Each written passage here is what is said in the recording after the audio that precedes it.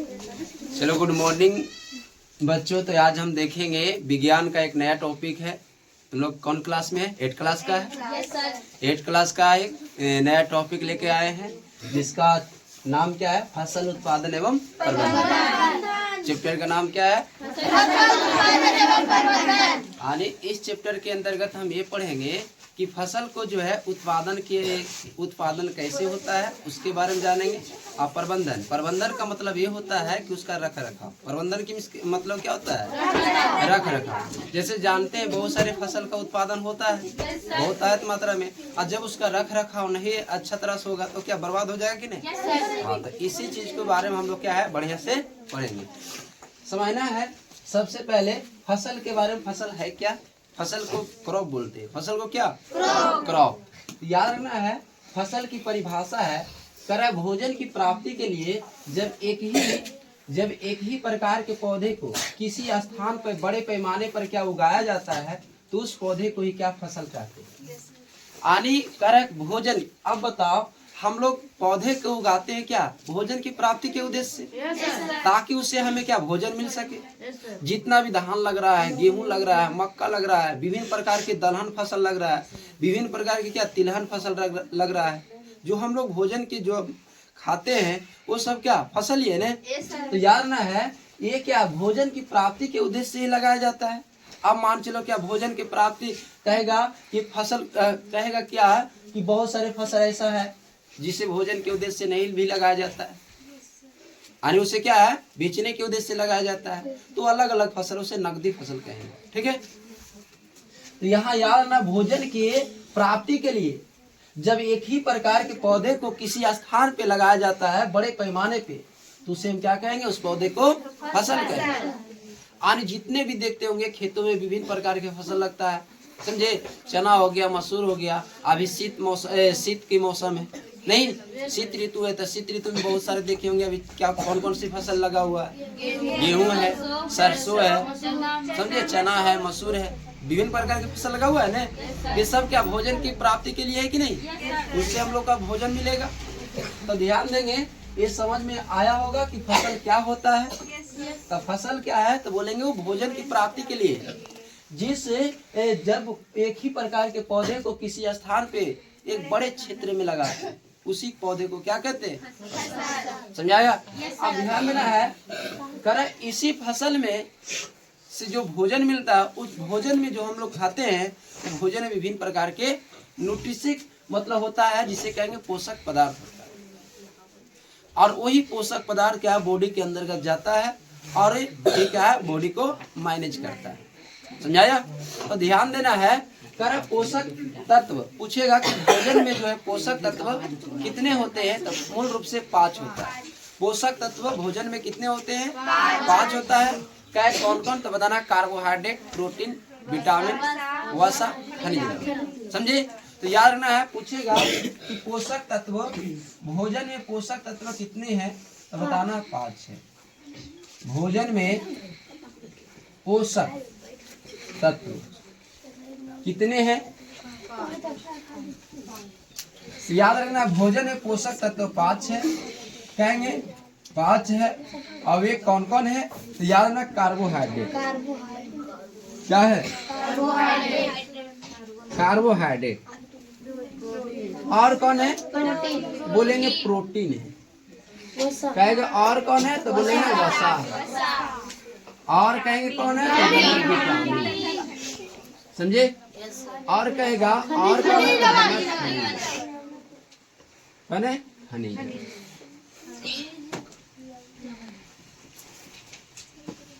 तो ये चीज समझ में आया होगा कि भोजन में जो हम लोग भोजन खाते हैं तो हम लोग देखते नहीं कि क्या चीज है पोषक तत्व। याद नहीं कि भोजन में मूल रूप से पोषक तत्व कितना है? 5 है।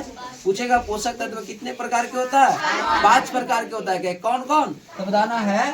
कार्बोहाइड्रेट, प्रोटीन, वसा, विटामिन। अब हमको ये पता करना है कि कार्बोहाइड्रेट किसमें पाया जाता है। हम लोग तो भोजन अंधुने खा लेते हैं तो अंधुन खा लेते हैं, कहेंगे किसमें है कार्बोहाइड्रेट किसमें विटामिन, ये भी तो जानना जरूरी है। तो यार ना है कहेंगे कार्बोहाइड्रेट जो होता है कहेंगे मुख्य रूप से किसमें बताना? धान कहेंगे चावल में, रोटी जो खाते हैं गेहूं, समझे, तो कहेंगे गेहूं हो गया, इसके आलू हो गया, इसके बाद क्या शकरकंद हो गया, इसके ये सब जितने भी कहेंगे मक्का बाजरा जो कहेंगे पेट भरने के उद्देश्य से खाना खाया जाता है, समझे, उसमें क्या पाया जाता है, कार्बोहाइड्रेट। जिसको खाएं तो मतलब क्या 1-2 घंटा तक मतलब क्या शांत रहे पेट, उसको क्या बोलेंगे, कार्बोहाइड्रेट, समझे। अब मान चलो टमाटर 1-2 को खाएंगे, शांत रहेंगे, नहीं खा, मतलब पेट उससे नहीं भरेगा। चटनी जैसे धनिया की चटनी खाएंगे तो क्या है, पेट भरेगा उससे, मतलब क्या उसमें क्या कार्बोहाइड्रेट उतना नहीं होता है। उस सब में क्या है, खनिज होता है। क्या होता है, आलू पका के खाएंगे तो हाँ पेट भर जाएगा, नहीं भरेगा। जैसे अभी के मौसम में क्या आलू को बढ़ रहा है, औंधा लगा देंगे, नहीं औंधा लगा देंगे तो उसमें क्या ढेर सारे खाते भी हैं, अगर क्या है 4-5 को खा लिए तो क्या 1-2 घंटा तक क्या है रह सकते। क्यों, क्योंकि उसमें कार्बोहाइड्रेट है और ग्लूकोज का काम ही क्या है, ऊर्जा देना। ग्लूकोज का काम ही क्या है, ऊर्जा देना। कार्बोहाइड्रेट है तो ऊर्जा देगा, और ऊर्जा दे करके मतलब क्या रिकवर कर लेते हैं। तो ध्यान देना है, करे कार्बोहाइड्रेट समझ में आ गया, किसमें किसमें पाया जाएगा। प्रोटीन जो होता है, प्रोटीन का काम ही क्या है, प्रोटीन शरीर के अंगों का विकास करता है। क्या करता है, शरीर के अंगों का विकास करता है। या ना प्रोटीन कहेगा किसमें पाया, जितने प्रकार के हम लोग दाल खाते हैं, दाल खाते हैं कि नहीं, जितने प्रकार की दाल सब में क्या प्रोटीन है।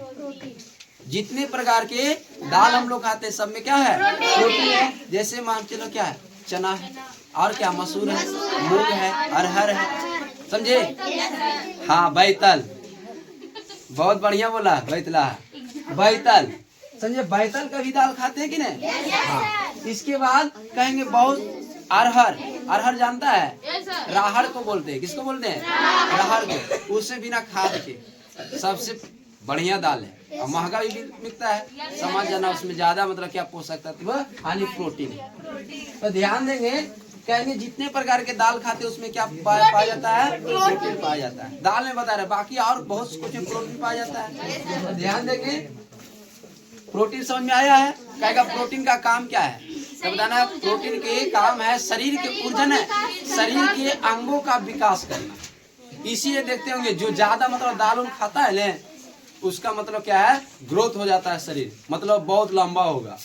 इसलिए तू सब जो वसा क्या है, आज ना जितने भी तैलीय चीज खाते हैं, तैलीय मतलब जिससे कहेंगे बहुत सारे चीजों से क्या तेल की प्राप्ति होता है। बहुत सारे पौधे, तिलहन पौधे है कि नहीं, सरसों हो गया, राई हो गया, तीसी हो गया, सोयाबीन हो गया, और बहुत सारे मूंगफली के तेल होता है। तो याद रखना है, यानी कि वसा जिससे वसा की प्राप्ति हो, वैसे हम पौधे को क्या है, वसा पौधे कहेंगे, यानी तिलहन पौधे कहेंगे, समझे।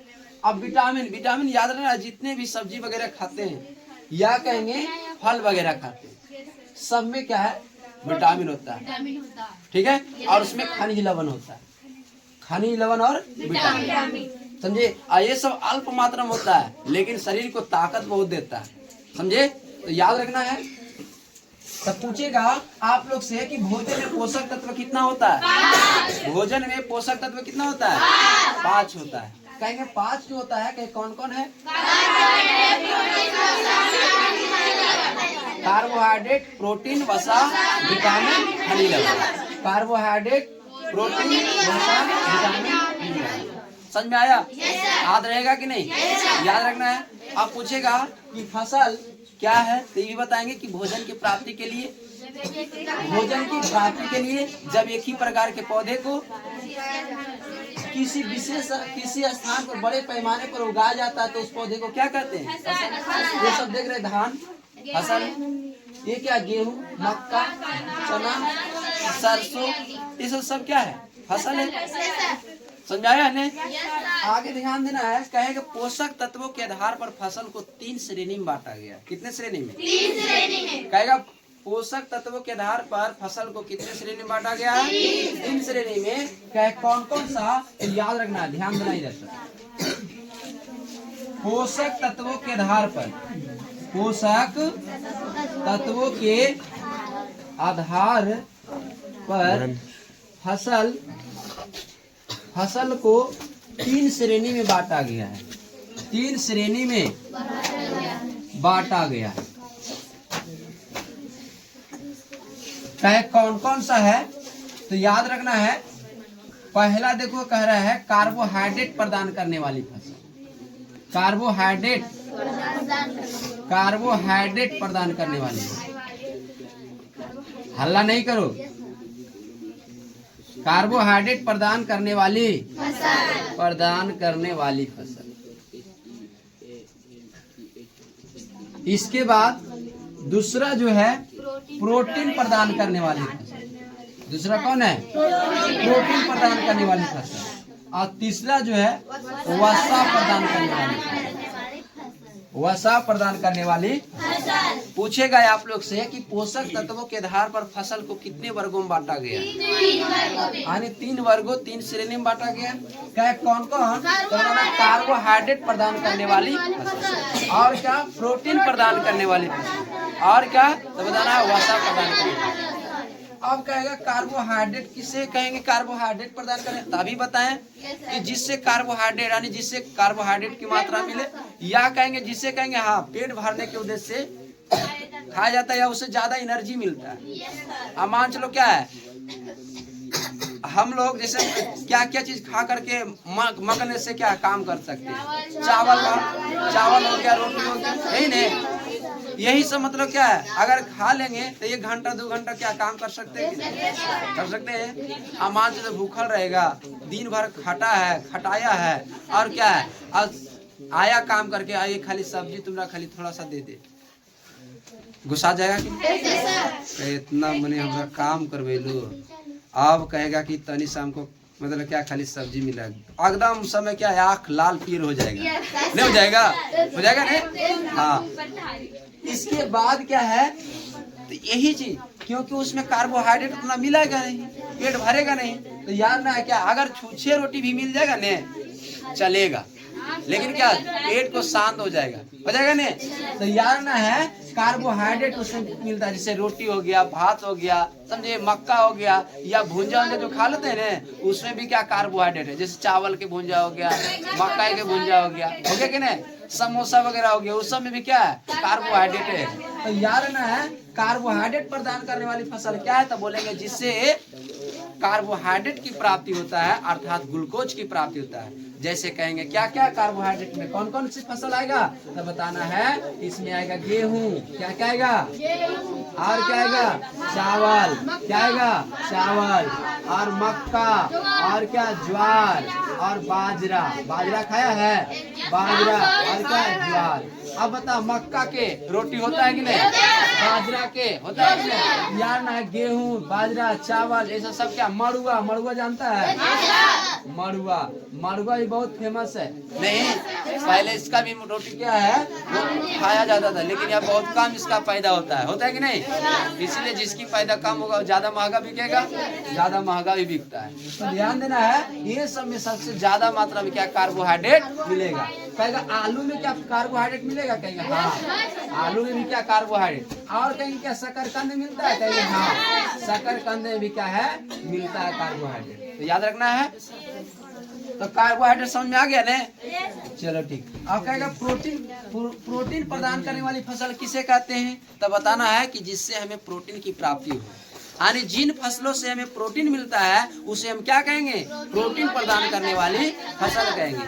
अब अभी बताएं कि प्रोटीन किससे मिलेगा, जितने प्रकार के दाल है, और जितने प्रकार के दाल हम लोग खाते हैं सबसे क्या प्रोटीन मिलता है, उसे हम क्या कहेंगे, प्रोटीन प्रदान करने वाली फसल।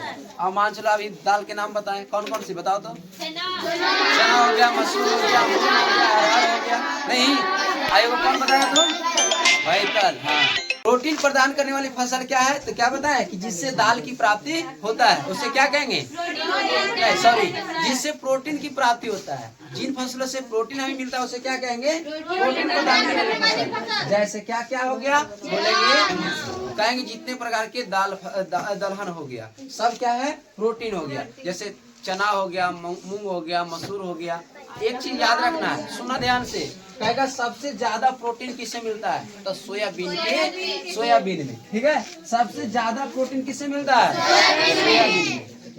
पूछेगा सबसे ज्यादा प्रोटीन और याद रखना जब प्रोटीन की कमी होता है ना तो उसके कारण एक रोग होता है जिसका नाम है क्वासियोर। कहेगा प्रोटीन की कमी से कौन सा रोग? क्वासियोर को याद रखना है।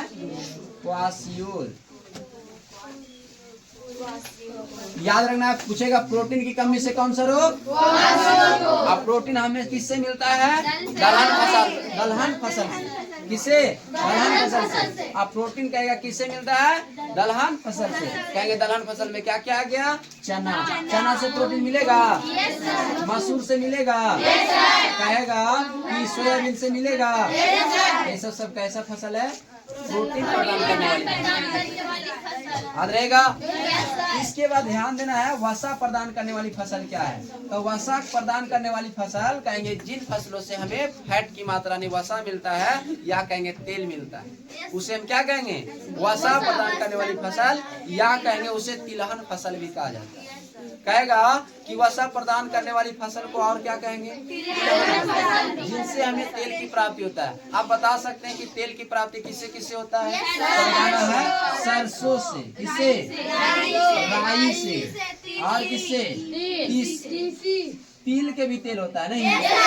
तीसी से नहीं? तीसी को ही आलसी कहा जाता है। तीसी को ही क्या कहते हैं? आलसी कहते हैं। आलसी नहीं, आलसी। ठीक है, समझाया? खड़ा हो जा। ठीक है। अरे तो सरसों, राई, तिल, तीसी और क्या? मूंगफली। क्या हो गया? मूंगफली। तो याद है इसके नारियल याद रखना है। ये सब क्या चीज? सूर्यमुखी। हाँ, सूर्यमुखी भी कैसा फसल है? बोलेंगे तिलहन फसल। ये सब के मतलब से तेल की प्राप्ति होता है कि नहीं? जानना है जिन फसलों से तेल की प्राप्ति होता है उसे क्या? तिलहन फसल कहेंगे, या कहेंगे वसा प्रदान करने वाली फसल कहेंगे। अब बताइए सबसे वसा मिलता है कि नहीं? मिलता है ना? तो याद रखेंगे। इसके बाद ध्यान देना है, कहेंगे भारत में जो है, भारत एक विविधताओं से भरा हुआ देश है। भारत एक विविधता वाला देश है। विविधता माने क्या? यानी भारत में ढेर सारे क्या विभिन्नताएं हैं। भाषा है, जाति है, धर्म है कि नहीं? और क्या कहेंगे? भाषा है, जाति है, धर्म है, और कहेंगे अलग अलग स्थानों पर अलग अलग प्रकार के फसलें उगाई जाती है। सभी फसल को लिए क्या है? सभी फसल एक ही जगह नहीं उगाया जा सकता है। उगा सकते हैं, इसलिए कहेंगे अलग अलग फसल उगाने के लिए अलग अलग मिट्टी चाहिए, अलग अलग क्या है? जलवायु चाहिए, अलग अलग क्या है? मतलब टेम्परेचर चाहिए। सही कि नहीं? आप मान चलो अभी कहेगा क्या है? बिहार में धान की खेती लगावे, होगा? पॉसिबल नहीं। पॉसिबल नहीं। उसके लिए क्या टेम्परेचर उतना नहीं मिल पाएगा। नहीं, अगर एक खेत में क्या धान अगर लगा भी दिया जाएगा तो उसके लिए टेम्परेचर उतना क्या है? नहीं मिल पाएगा। अब मतलब बहुत विभिन्न प्रकार के मतलब इसमें क्या है? दिखते आएगा, जिसके इसीलिए कहा जाता है हर एक फसल के लिए क्या है? अलग अलग टेम्परेचर होता है। अलग अलग क्या है?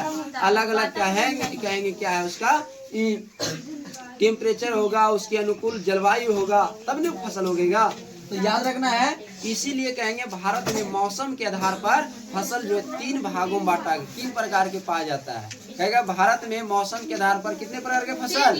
3 प्रकार के फसल उगाया जाता है। क्या कौन कौन? तो बताना, खरीफ फसल, रबी फसल और ग्रीष्म फसल। कहेगा भारत में मौसम के आधार पर 3 प्रकार के फसल उगाया जाता है। 3 प्रकार के फसल उगाया जाता है। नहीं, याद रखना है, उगाया जाता है या लगाया जाता है। याद रखना है फसल जो है भारत में कितने मौसम के आधार पर कितने प्रकार के? 3 प्रकार के। कौन कौन? खरीफ फसल बताना। खरीफ फसल और दूसरा रबी फसल। हल्ला नहीं, सुनेंगे। तीसरा क्या? ग्रीष्म। तो याद रखना है, कहेंगे खरीफ फसल, रबी फसल और ग्रीष्म फसल। खरीफ फसल, रबी फसल और ग्रीष्म फसल। ध्यान देंगे सभी एक खरीफ फसल, रबी फसल, ग्रीष्म फसल जो है सब अलग अलग मौसम में लगाया जाता है। सबके लिए अलग अलग टेम्परेचर होता है, अलग। तो याद रखना है, पहला खरीफ फसल के बारे में जानेंगे। खरीफ फसल को खरीफ क्रॉप ही कहते हैं। खरीफ फसल क्या है तो बोलेंगे जिन फसल को बुआई जो होता है कहेंगे जून जुलाई में, कहेंगे जून जुलाई में होता है, जून और जुलाई में होता है, और इसकी कटाई जो हो जाता है अक्टूबर नवंबर में, अक्टूबर से नवंबर में, अक्टूबर नवंबर में हो जाता है। तो उन फसलों को हम क्या कहते हैं? खरीफ फसल। कहेंगे जिन फसल की बुआई जून जुलाई में होता है और अक्टूबर नवंबर में इन फसल की कटाई हो जाता है, उसे हम क्या कहेंगे?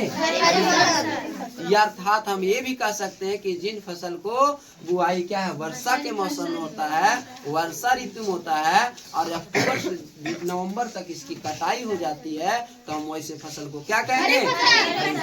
क्या बोलेंगे? अब ये दिमाग लगाएंगे कि खरीफ फसल बताओ वर्षा ऋतु में कौन कौन सी होती है, तो बताना धान उस समय ज्यादा होता है, उसी समय मक्का भी होता है, नहीं उसी समय क्या है बाजरा भी होता है, ज्वार भी होता है, नहीं तो यार ना है। और उस समय कौन कौन सी फसलें लगाई जाती है तो बोलेंगे सोयाबीन भी होता है। तो यार ना है ये सब कैसी फसल है? खरीफ फसल। कैसी फसल है? खरीफ फसल। तो पूछेगा खरीफ फसल क्या है? खरीफ फसल को किस ऋतु में लगाया जाता है? खरीफ फसल को किस ऋतु में? वर्षा ऋतु में। खरीफ फसल को किस ऋतु में लगाया जाता है? वर्षा ऋतु में लगाया जाता है। कहेगा खरीफ फसल को किस महीने में लगाया जाता है तो बताना जून जुलाई में। और किस महीने तक इसकी कटाई हो जाती है? अक्टूबर से नवंबर से। और जो पीछे लगेगा धान तो क्या है पीछे कटेगा कि नहीं? दिसंबर तक कटेगा। तो याद रखना है, लेकिन इसका मेन जो सीजन क्या है तो बोलेंगे कि जून जुलाई से लेके अक्टूबर नवंबर। समझाया? खरीफ फसल समझ में आ गया होगा। रबी फसल को समझाते हैं, ध्यान देना है सब।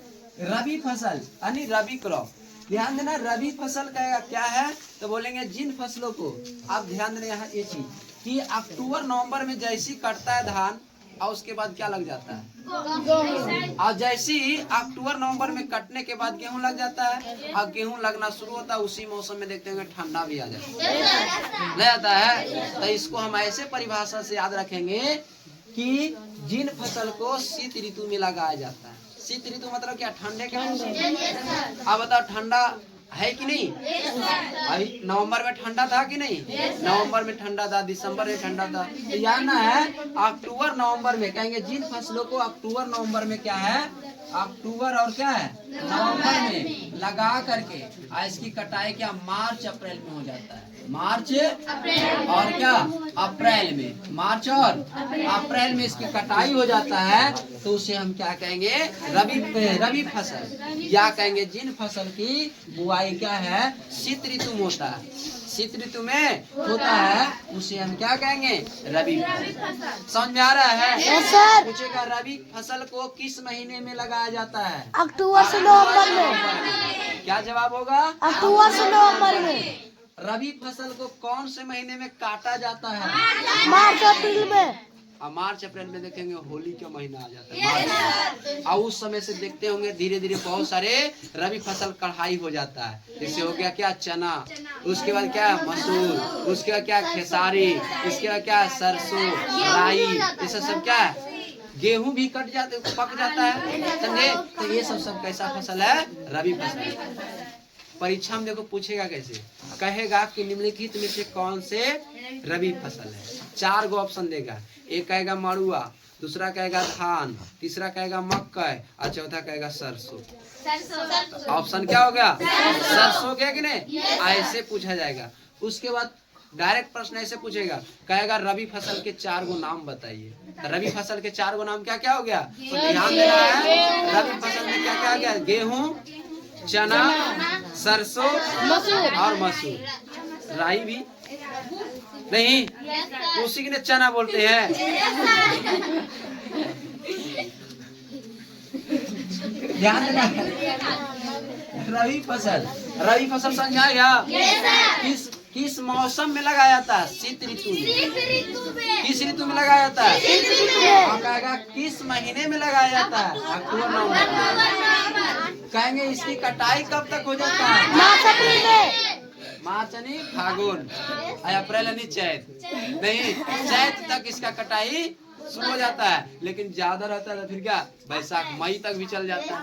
और उसके बाद क्या मई में पूरा मतलब क्या है खत्म, पूरा फील्ड जो देख रहे हैं ना खेत वगैरह पूरा सूखा सूखा दिखाई पड़ेगा। नहीं क्यों? क्योंकि उस समय में क्या गर्मी का मौसम आ जाता है और गर्मी टेम्परेचर ज्यादा रहेगा। जो तनिकना घसिया है पौधा वो क्या उसका जल की क्षमता नहीं मिल पाएगा। जल जहाँ तहाँ से भूमि सूखने लगेगा, जिसके कारण वो क्या है पूरा भुंजा जाएगा, नहीं लावा फरी जैसा। ध्यान देना है।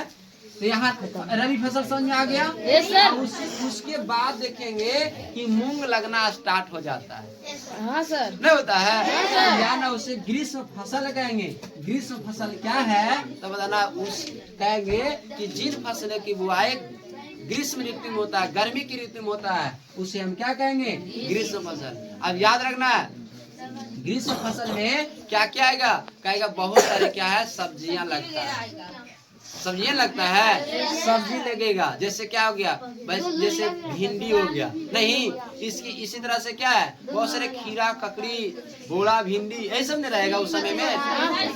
लौकी भी रहेगा, तरबूज भी रहेगा, खरबूज रहेगा। कौन? ग्रीष्म मौसम। ग्रीष्म मतलब गर्मी की मौसम।